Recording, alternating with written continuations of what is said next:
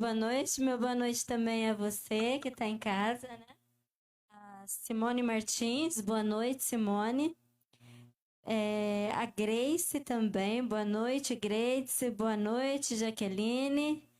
Que hoje sejamos todos envolvidos com a presença do Espírito Santo, né? E preenchidos nossos corações de fé, de confiança e de perseverança. Fábia, boa noite, Fábia, boa noite. O tema que nós vamos meditar está em Gênesis 6. Vocês podem abrir a Bíblia de vocês em Gênesis 6. O exemplo de Noé. Então nós vamos meditar aqui como que Noé, ele foi temente a Deus, ele foi fiel a Deus e ele obedeceu o que Deus falou. Gênesis 6. Eu vou começar a leitura. A Jaqueline, boa noite, Jaqueline. Ela está agradecendo pelas bênçãos recebidas, está pedindo oração pela Carol, que está doente, não está comendo, está só deitada. Ai, Carolzinha. Boa noite, Rosilda Medeiros. Boa noite. Pode deixar os pedidos de vocês da live aí, que no final é que nós vamos orar pelos pedidos, pelos agradecimentos. Então, vocês podem ir deixando aí na live, que a gente vai estar mencionando eles e orando por eles, tá bom? Então, a meditação dessa noite é sobre Gênesis 6. E eu vou ler com você aqui de 5 a 9. Estamos com Bíblia aí? Tá ali? Ah, isso. Olha, eu ponho o óculos, eu não enxergo assim. Eu tiro, eu enxergo. Então vamos lá. O Senhor viu que a muito perto para mim. Pera lá. Tá torto. Vou por aqui.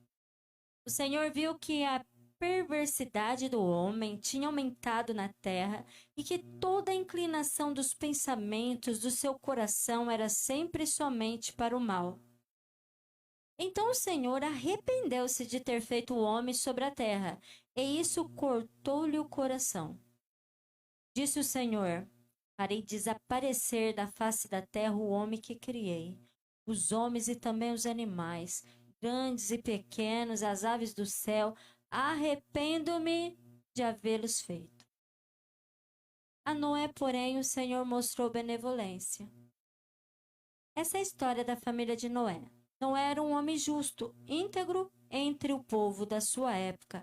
Ele andava com Deus. Obrigada, Greg.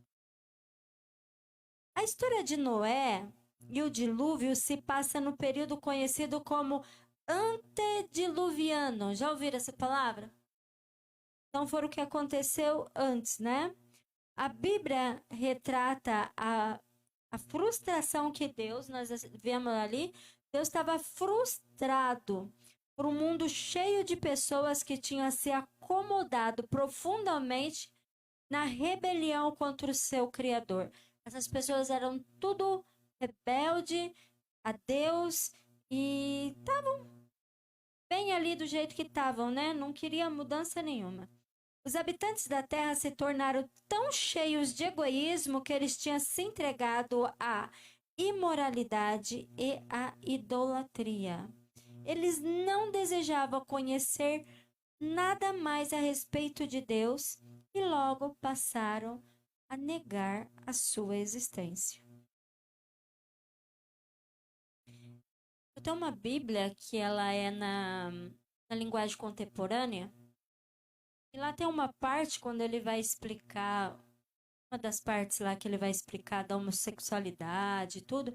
Então, naquela Bíblia, ele fala de uma maneira tão clara que quando as pessoas elas deixam de reconhecerem a Deus, negam a Deus, logo elas também perdem a noção do que é ser humano. E ali ela se entrega às piores imoralidades por conta daquilo que ela nega a presença de Deus e ela perde o que significa ser humano. Eu acho muito interessante pensar assim. Então, talvez seja isso, né? De tanto eles negarem a presença de Deus, eles já estavam praticando tantos atos, tantas coisas, que, que Deus já estava tão triste que falou assim: ah, eu vou. O 6, põe o 6 para mim, o Gleidson.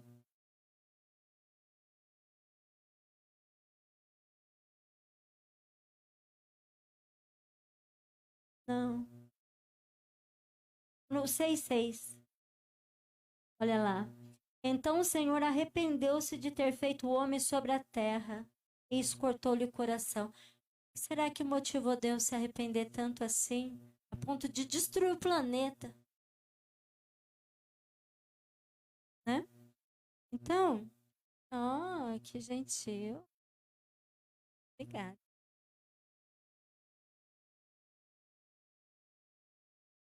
Então essas pessoas, elas não desejavam conhecer a Deus e passaram a negá-lo. A boa notícia na história de Noé é que mesmo sob a pressão, é possível ser fiel a Deus e caminhar com ele. Mesmo que as pessoas estavam tão mal a ponto de Deus querer destruir tudo, Noé se manteve fiel. Ele tinha pressão, ele tinha influências e ele se manteve ali fiel a Deus. Tanto Enoque quanto Noé, eles andaram com Deus durante uma época de grande moralidade num mundo egocêntrico. Noé, ele serve de modelo para nós hoje, ao se aproximar da segunda vinda de Cristo. Aprendemos muito com a história de Noé. Vou colocar isso aqui para ele nunca. Embora o julgamento esteja perto, Deus tem um plano de salvação para todos. Mas só há um plano. Não tem outro plano. Deus tem um plano de salvação para todos. O julgamento está acontecendo e Deus tem um plano para nós, mas só tem um plano. A Arca de Noé, ela simboliza a salvação pela graça, oferecida por Deus numa época de necessidade. A arca é também um símbolo de fidelidade e obediência sob pressão, pois por causa dela multidões zombaram, ridicularizaram de Noé e sua família. E o mesmo acontece conosco hoje, né? Que a gente vem na igreja aos sábados, né? E ali é um teste ali da nossa fidelidade, do que disse o Senhor e tudo. Muitos ali falam assim, nossa, mas não tem nenhum sentido. E assim Noé também pregava naquela arca ali, fazendo na construção 120 anos para construir, e muitas pessoas passavam e falavam que aquilo não tinha sentido, mas o Noé estava obedecendo aquilo que Deus disse para ele fazer. Ele estava fazendo o que Deus disse para ele fazer. Embora as pessoas não estavam entendendo ou julgando ou chamando ele sei lá do que, ele estava fazendo o que Deus disse para ele fazer.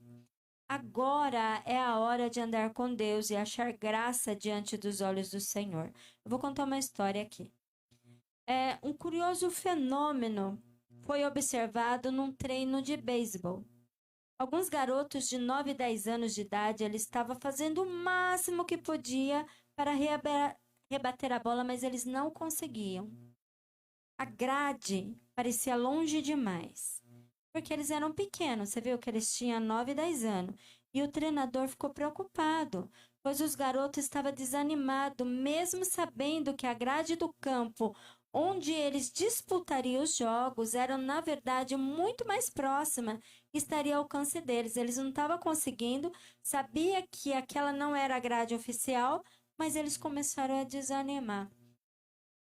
No treino seguinte, o treinador ele trouxe então uma grade de plástico improvisada e a colocou exatamente onde ficaria a grade dos jogos subsequentes. Isso mudou a percepção e o desempenho dos garotos. Eles começaram a se esforçar mais porque viram que era possível fazer uma rebatida válida, alcançando assim a nova grade. Enquanto eles olharam e viram que aquilo estava, nossa, tá longe demais do meu alcance, eles nem queriam tentar, Mas à medida que ficou possível, aí eles se empenharam, né? E o mesmo acontece com a gente. Quando nós vemos nossa grade de referência, ou seja, a vida dos heróis da fé, como Enoque. Enoque andou com Deus, ele andou tanto com Deus que Deus levou ele para o céu. Nós vemos também Noé, numa época onde Deus se arrependeu, falou: vou destruir tudo. Noé ali se manteve firme, né? A gente nem tem tanta influência como aquilo que Noé passava. Olha quanta gente tem aqui, quanta gente enche essa igreja, para estar caminhando junto com a gente. Nós não estamos sozinhos. Então a gente não tem aquela mesma situação que o Noé teve, né? O Noé era sozinho. Era ele, a mulher dele e os filhos dele, a casa dele. Só a casa dele. Não tinha ninguém para estar com ele, né, Ângela? Então, olha só, Noé foi um grande homem de fé. Abraão. Abraão, o pai dele, construía ídolos. De certo, ele foi obrigado também a ajudar, a fazer os ídolos e tudo. E ele falou: não vou mais fazer isso. E Deus falou com ele ouvia a voz de Deus, porque ele buscava Deus. E Deus fala para ele: sai daí, da terra do teu pai, da tua parentela, vai para uma terra que eu vou te mostrar. Ele pegou, saiu e foi. Ele foi. Deus queria purificar. Olha esses homens, né? Então, quando a gente olha assim, põe uma grade de referência como esses grandes heróis, né? A gente fica assim, nossa, tá fora do nosso alcance uma fé tão grande assim, né? E muitos têm a tendência de desanimar na caminhada com Deus. Por sentir que ali não dá para fazer uma rebatida válida, né? Caminhar com Deus no mesmo campeonato que esses heróis da fé caminharam.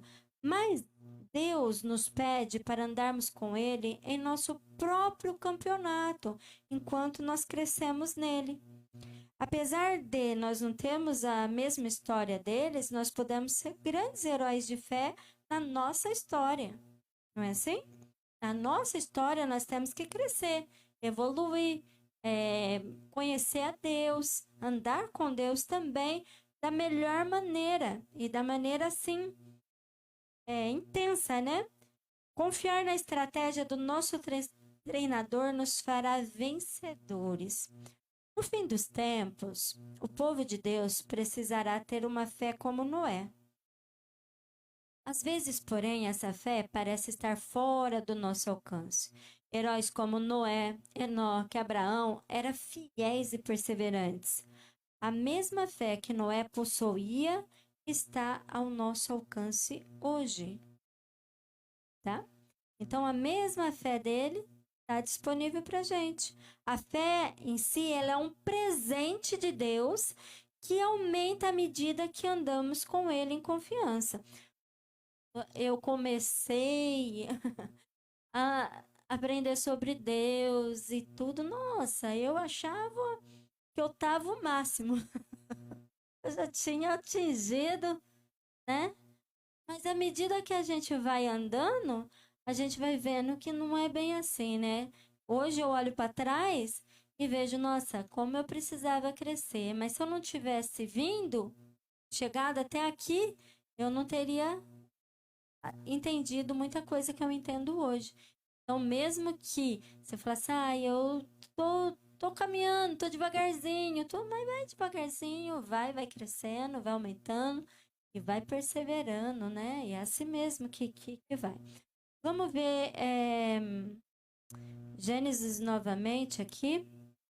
A história do dilúvio ela é rica em Gênesis 6 e lições para nós hoje. Nós vamos ver o 6, do verso 11 até o 22.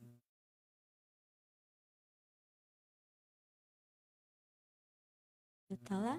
Gênesis 6, do 11 ao 22. Bastante. 11. Ora, a terra estava corrompida aos olhos de Deus e cheia de violência. Ao ver como a terra se corrompera, pois toda a humanidade havia corrompido a sua conduta, Deus disse a Noé: Darei fim a todos os seres humanos, porque a terra encheu-se de violência por causa deles. Eu os destruirei com a terra. Você, porém, fará uma arca de madeira de cipreste. Divida em compartimento e revista de piche por dentro e por fora. Faça com 135 metros de comprimento. 135 metros é uma esquina na outra, né? É de um lado pro outro. Quantos metros tem, Greitos? Quantos metros tem? Uma esquina? De fora a fora, dá uns 100 metros? Mais ou menos? Então, ó, vamos lá. 135 metros de comprimento, mais ou menos esse tamanhozão aí. 22 metros e meio de largura. Nossa, largo 20 metros daqui lá na outra rua lá. E 13 metros de altura. Alto. Faça ali um teto com um vão de 45 centímetros, teto e o corpo da arca. Coloque uma porta lateral na arca e faça um andar superior, um médio e um inferior. Eis que eu vou trazer água sobre a terra, o dilúvio, para destruir debaixo do céu toda criatura que tem fôlego de vida. Tudo que há na terra perecerá. Mas com você estabelecerei a minha aliança, e você estará na arca com seus filhos, sua mulher e as mulheres de seus filhos. Peraí, o Noé tinha quantos filhos? 3. Quem que era ele? Sem Cã e Jafé. Então, ó, sem Cã, Jafé, mais 3 mulher, o Noé e a esposa. Quantas pessoas? 8. Faça entrar na arca um casal de cada um dos seres vivos, macho e fêmea, pois conservá-los vivo com você, para conservá-los vivo com você. De cada espécie de ave, de cada espécie de animal grande e de cada espécie de animal pequeno que se move rente ao chão, virá um casal a você para que sejam conservados vivos. E armazene todo tipo de alimento para que você e eles tenham mantimento. Noé fez tudo exatamente como Deus lhe tinha ordenado. Quanto tempo durou as águas do dilúvio até abaixar? 1 ano, né? 1 ano. Ele mandou pegar alimento. Você acha, Edinho, que deu para pegar alimento para 1 ano? O elefante? Uma vez me perguntaram, como que lá na arca Noé fez com a comida? Eu falei, a mesma coisa que ele fez lá no azeite da viúva, no azeite da farinha da viúva. Eles tiravam o alimento e vinha. Porque como é que vai fazer, João Paulo?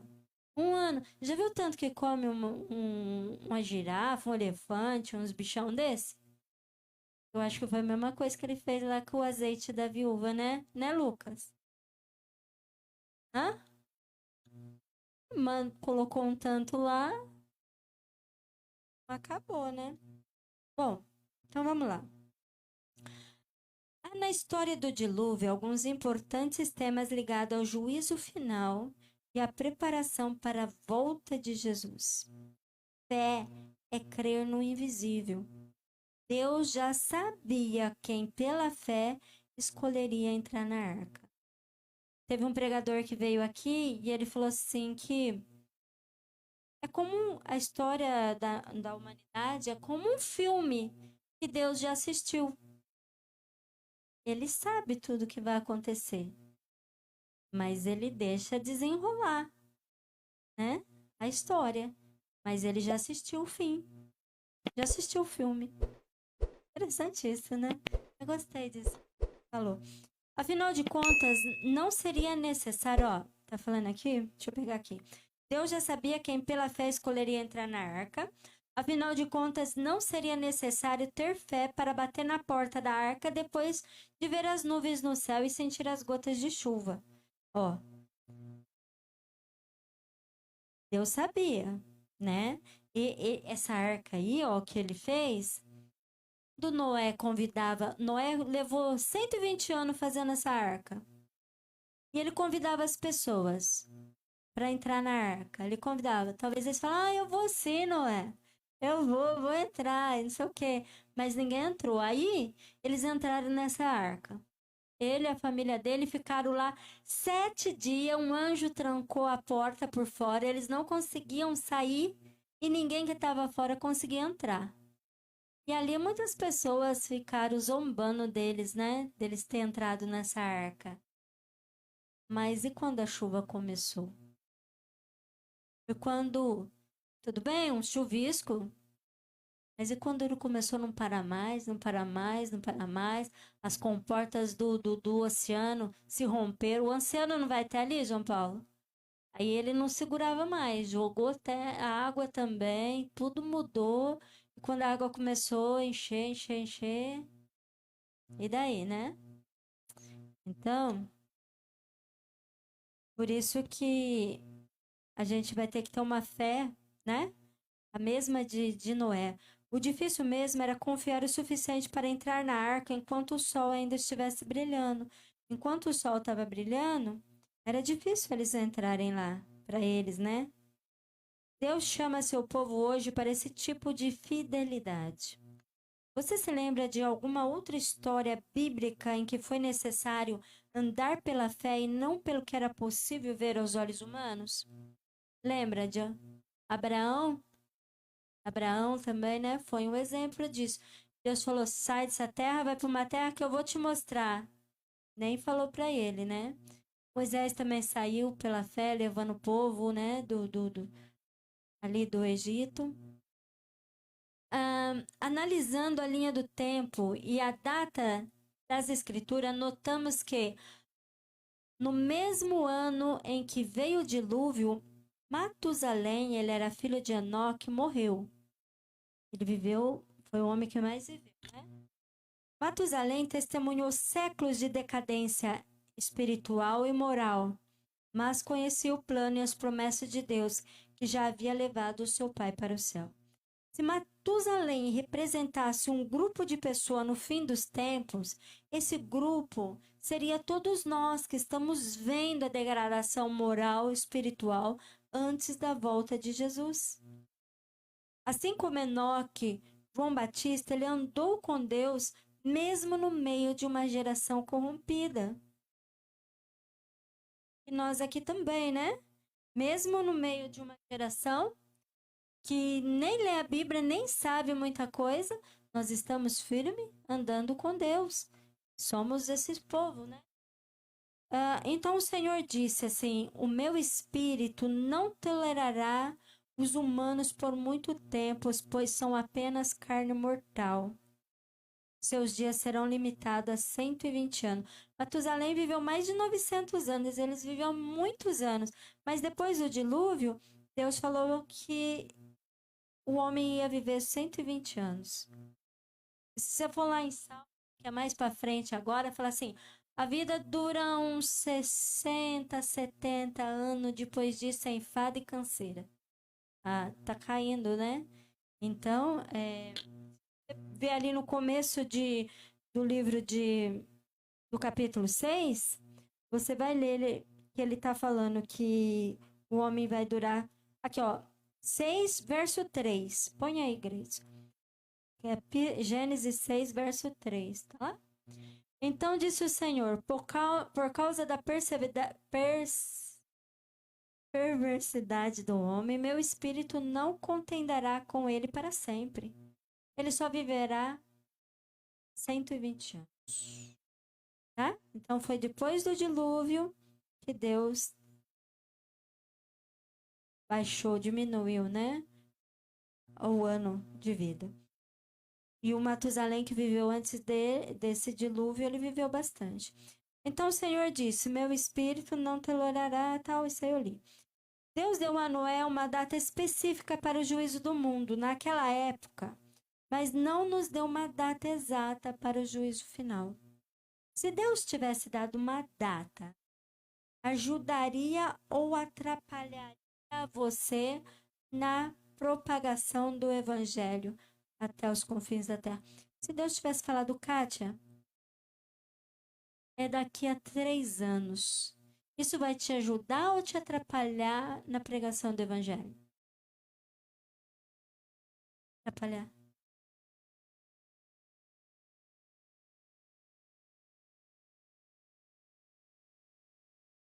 Olha, muito bom, Kátia, você vai repetir.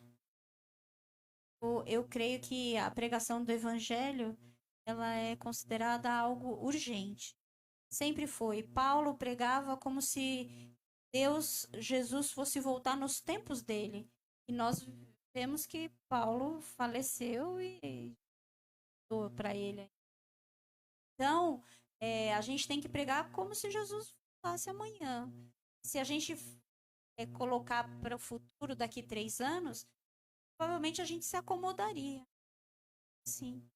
Também a gente nem saberia se estaria vivo. Tem isso também, né? É. Estaria eu viva nesses 3 anos para pregar, né? Então tá.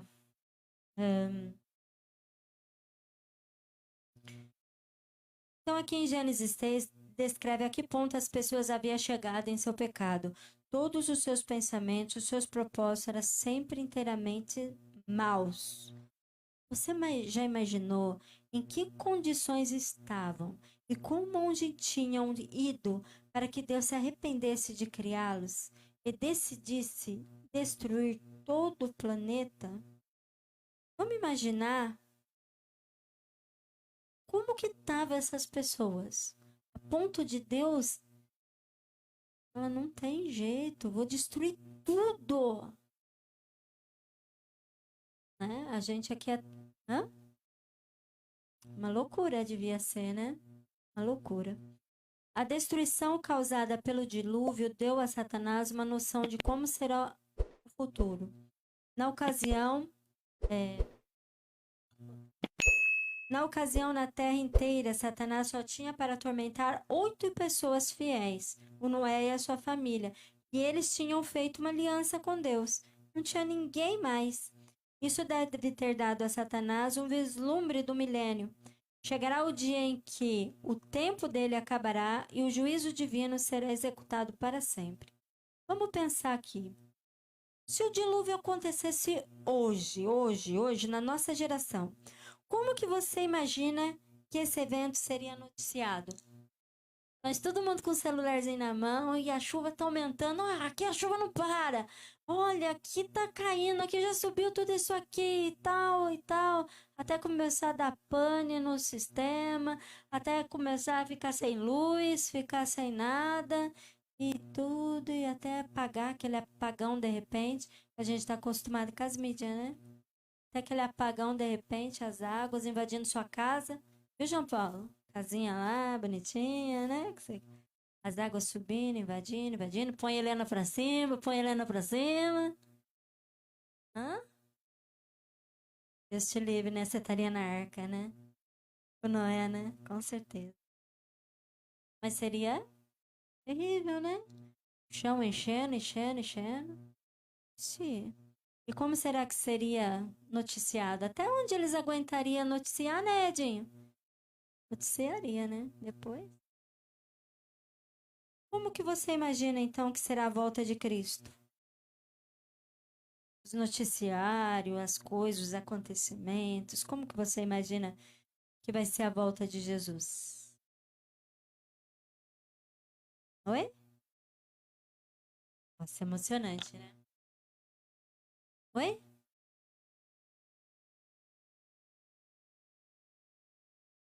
Já pensou? No mundo nosso aqui vai estar um agito, né?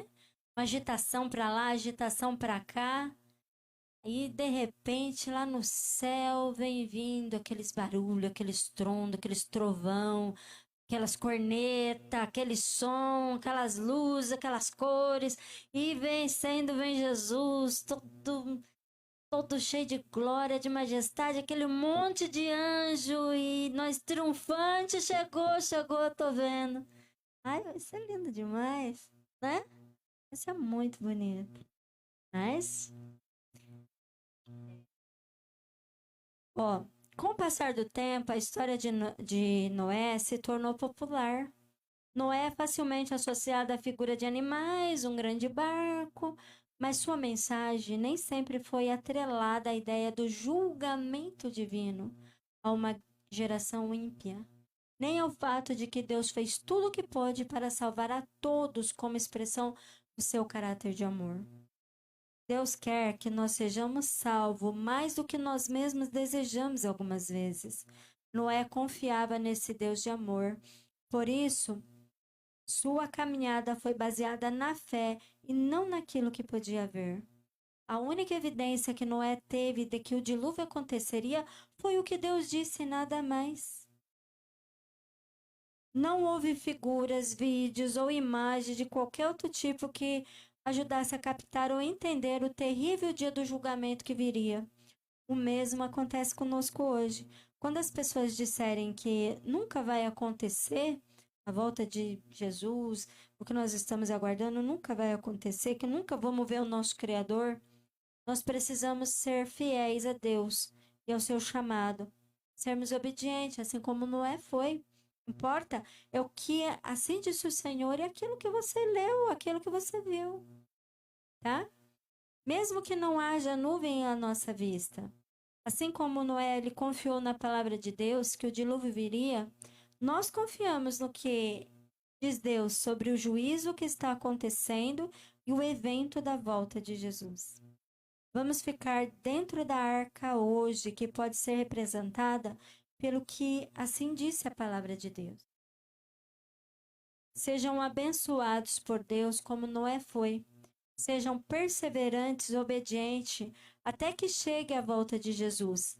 Naquele dia nós vamos ver Jesus. Até lá, vamos continuar, pregar e a convidar as pessoas para entrar na arca da salvação, que é a graça de Jesus. Assim como Noé, ele fez a arca como Deus mandou ele fazer. E nós também temos a nossa missão, que é anunciar a volta de Cristo. E Deus sabe quem vai entrar na arca. Não é para você ficar preocupado. Ah, eu falei, não ligou, não tem problema. Noé também pregou, chamou, convidou. E eles não foram, mas nós temos que fazer o que Deus mandou nós fazer. Bom? E logo, em breve, veremos nosso Rei Jesus. Mas que a gente não esqueça de uma coisa. Jesus está vindo. Para nós, cheiro de vida, de salvação, de alegria, mas é um julgamento da humanidade, onde essa terra vai ser transformada, ela vai ser destruída. Muitos dos queridos teus não sabem sobre Jesus, não sabem que ele vem. Precisa de você para anunciar, precisa de você para falar. Já pensou? Se você tivesse construído um grande barco aí, fosse Noé, tivesse feito um grande barco, e de repente você sabia que lá fora estava sua mãe, estava o seu pai, seu parente, seus avós. Pouco a pouco a água estava consumindo eles.